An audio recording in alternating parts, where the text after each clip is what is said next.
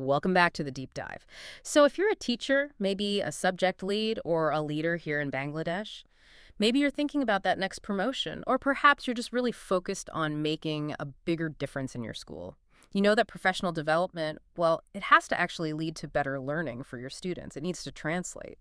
That's absolutely the focus state. Mm. We're diving into the leadership development pathways from EBTD, evidence-based teacher development. They're specifically designed, for the context here in Bangladesh. We've looked closely at their programs for principals, senior leaders, faculty leaders, and also leaders of behavior, trying to understand what tools they actually give you to, well, turn your leadership ambitions into real success in the school. And the first thing that really leaks out from all the material, it's just how powerful good leadership is. It's not just admin. It's clearly the main driver, the catalyst for school improvement. The research is pretty clear on this, isn't it? Oh, absolutely decisive. Strong leadership. It shapes the school's vision. It directly lifts the quality of teaching, strengthens the curriculum, and really transforms the whole culture. And all of that leads to, well, measurable improvements in how students perform. It really sounds like the best investment the school can make. It really is. Yeah. And these four pathways, they're structured to build that expertise systematically across all those areas. They move leaders from just knowing the theory to actually doing it, implementing it effectively, which, let's be honest, is often the hardest part. Okay, right. So let's unpack that. Where do we start? Maybe with the most direct impact on students. Instructional leadership. Makes sense. That's central to the faculty leaders course. This one's aimed right at subject heads, phase coordinators, basically the people leading teams of teachers day to day. And the course content itself, is it based on solid ground? Very much so. That's crucial. It's not about jumping on the latest bandwagon. It's deeply rooted in solid international evidence. Findings from the Education Endowment Foundation, the EEF, proven ideas from cognitive science, like Rosenshine's Principles of Instruction, and big picture stuff from Hattie's work. The whole point is to give leaders the knowledge to recognize good teaching, model it themselves, and, importantly, expect it from their teams. Okay, let's look at that science bit. Module 1, teaching, learning, and classroom practice, you mentioned cognitive science. How does a busy faculty leader actually use things like memory and cognitive load without, boring everyone in meetings? Right. That's the bridge the course builds. It translates that theory into practical action. So when we talk about how pupils learn, there's a big focus on memory, especially retrieval practice. For a faculty leader, it isn't just about knowing the term retrieval practice. It's about being able to show your team how to design, say, quick, effective, low-stakes quizzes or starter activities that make students pull information out of their long-term memory regularly. Ah, okay. So if I'm leading the maths team, I'm learning to spot maybe where we're doing too much repetitive practice and how to coach my teachers to use spaced practice or mix things up. Real techniques, not just jargon. Exactly that. And it helps leaders tell the difference between something genuinely evidence-informed and something that's just, the flavor of the month. Yeah. Your job as that leader is to build consistency. If every teacher understands that learning involves a bit of struggle, managing cognitive load, reinforcing memory, then the expectations across all those classrooms naturally rise. Okay, that makes sense. And that flows into Module 2, right? Curriculum, assessment, and adaptive teaching. Good teaching needs a good roadmap. What's the immediate takeaway there? Clarity and coherence. The aim is a curriculum that's ambitious for every single student, that flows logically from one year to the next and is actually accessible. So leaders learn practical skills like how to actually conduct a curriculum audit. Where are the gaps? Is there real progression, or are we just repeating topics without building deeper understanding? And assessment. That can be a huge source of workload, can it? Often without much benefit. It really can. That's why this pathway focuses hard on making sure assessment practices actually align with what you want students to learn for the curriculum, making assessment useful, efficient, high impact. And that ties straight into adaptive teaching. Right, that term, adaptive teaching. Sometimes it sounds like lowering expectations for some kids. What does it mean here? Good question. Here, it absolutely means keeping those high expectations, that goal of mastery, for all students. But you meet their diverse needs through really careful planning and support. It's about real inclusion, but without sacrificing rigor.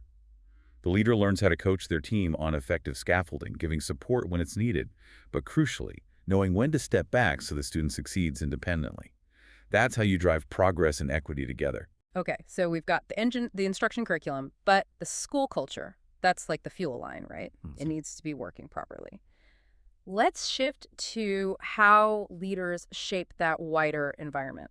This is where it gets really interesting, connecting classroom management to the whole school system. Tell us about the Leaders of Behavior course. Yeah, this specific pathway is vital because, frankly, learning just can't happen effectively in a chaotic environment. The evidence shows that leading culture, well, creating consistent systems, it's not something you're just born with. It needs to be learned. So this course provides that kind of structural blueprint for creating environments that are safe, predictable, and have really high expectations. Module 1 talks about building school culture and high expectations. You mentioned research on teacher expectations earlier, people like Juseem and Harbour. What does that mean practically for a leader in Bangladesh? It's huge, actually. The research basically says that what a teacher genuinely believes about a student's potential, well, it often ends up happening. A self-fulfilling prophecy. If the school culture kind of allows some students to be implicitly written off, chances are they'll live down to that expectation. So the leader's job, armed with this understanding, is to actively build a culture where every single adult communicates high, clear expectations, academic and behavioral, for every single pupil. No exceptions. So it's about embedding those expectations to build motivation, resilience, which then makes the whole environment more stable for learning. But culture needs consistency too. That sounds like module 2, enabling condition. Absolutely. Think about it, a busy corridor transition or the first 5 minutes of a lesson. If every teacher has different rules, different routines, students waste mental energy just figuring out, what do I do now? Hmm. So the course focuses on developing proactive school-wide routines. Things like consistent ways to greet students at the door, standard ways to give positive reinforcement, clear, predictable steps for dealing with minor disruptions, reset routines, they call them. Consistency reduces that low-level disruption almost immediately, doesn't it? Frees up time for actual teaching and learning. And I noticed the course also talks about involving families. Yes, and external agencies too. Building a truly coherent system means you need to integrate that external support smoothly when it's required. The leader learns how to manage that, how to build those partnerships effectively, especially for students who might have more complex needs. It ensures they stay included and supported within that same high expectation culture. Okay, so we're building this picture. Quality instruction, a clear curriculum, a strong, consistent culture. But all that knowledge is only useful if everyone applies it, right? So the real leverage must be in building the capacity of the staff. Exactly. And that's what we call a multiplier effect. And it's a core part of all the EBTD pathways, especially with dedicated modules in the principal and senior leader programs, leading people effectively, leading good professional development, or PD. That's often the weakest link, isn't it? Yeah, traditional PD can sometimes feel like, a one-off training day on some new shiny thing, and then everyone forgets it by Monday morning. How do these pathways help leaders avoid that trap? They focus on designing PD that is sustained over time, that's coherent with the school's main goals, and that's really grounded in what we know works implementation science. Leaders learn practical things, like how to audit their current PD. Does it match up with best practices? We know from research, like from Cordingly and others, that effective CPD needs time, follow-up, and it needs to be relevant to the actual subject being taught. Designing something like a coaching program that works, though, especially when everyone's already busy, that's tricky. Does the course offer practical ways to do that? It does. It's about integrating coaching into how the school already works. For example, leaders learn to design maybe short, frequent coaching cycles, focused specifically on the school's teaching priorities, not just generic goals. The goal isn't just to tell teachers something new, it's to actually embed the change. Using those implementation principles, really diagnosing the problem first, preparing the team, integrating the new practice into the daily routine, and tailoring it to the school's specific context. That shift from just telling teachers what to do to actually coaching them on how to master it, that sounds like the key to making improvements stick. That's precisely it. Leaders who really get good at this, they multiply their impact. They ensure that the improvements in teaching or curriculum or behavior become permanent fixtures, not just short-lived initiatives. Right. Okay, let's zoom out now, widen the lens. We need to talk about the strategic level, the people aiming for principal or senior leader roles. This is about the big picture, isn't it? Management, governance. Absolutely. This is where you need mastery of the whole organization. The principal and senior leader pathways tackle this head-on. Senior Leaders Program, Module 1, for instance, starts with vision and strategy. The leader has to craft a compelling vision, one that everyone buys into, but crucially, one that's directly linked to measurable student outcomes, not just warm words. And in the real world of running schools, strategy quickly becomes about hard choices. Resources, time, money. Exactly. That's organizational management. Strategic leaders learn to move beyond just the day-to-day firefighting.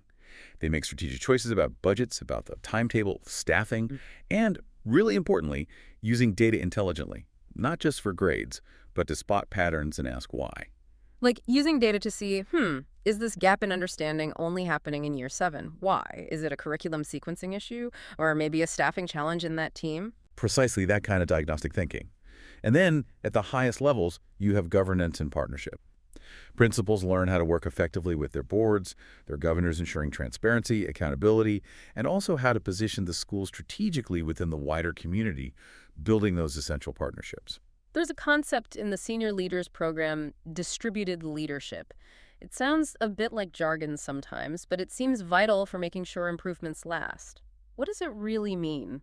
It's definitely not just delegation, passing tasks down. Distributed leadership is about intentionally, systematically building expertise and empowering people right across the school. It means actively developing the next generation of leaders, making sure critical things like overseeing the curriculum or managing behavior systems don't just rely on the principal always being there. It's about planning for succession, building resilience. So that really brings up the ultimate strategic question for a principal, doesn't it? What systems, financial, operational, people systems can I put in place so that accountability is clear, resources get used effectively, and the school keeps improving even after I'm gone? And the answer lies in that systematic development, which is what these pathways are designed to support. They offer a kind of blueprint for building those systems. They empower people at every level, from the teacher just stepping up as a phase coordinator right up to the aspiring principal, giving them the specific knowledge and tools they need for sustainable, ethical, and really ambitious school improvement. So looking back over our deep dive today, it seems clear that these EBTD pathways offer a really structured, evidence-based route for teachers and leaders here in Bangladesh. It's about getting the precise expertise you need to actually drive improvement. Not just learning theories, but getting practical tools to strengthen teaching, lift the school culture, and ultimately make sure all learners achieve more ambitious outcomes. Absolutely. And the sources consistently hammer this home. Focusing on the quality of teaching, driven by strong leadership, is the single most powerful thing a school can do to improve student outcomes. It outweighs almost everything else. The real challenge, always, is putting it into practice, implementation. So maybe the question for everyone listening is, what's one immediate evidence-informed change? Maybe something small related to retrieval practice or making a routine more consistent that you could implement tomorrow morning. Something that would measurably improve teaching consistency in your team. Because ultimately, the future success of your school probably hinges on answers like that. That's a powerful thought to end on. Thank you for sharing all that insight today, and thank you for joining us on the deep dive. We'll see you next time.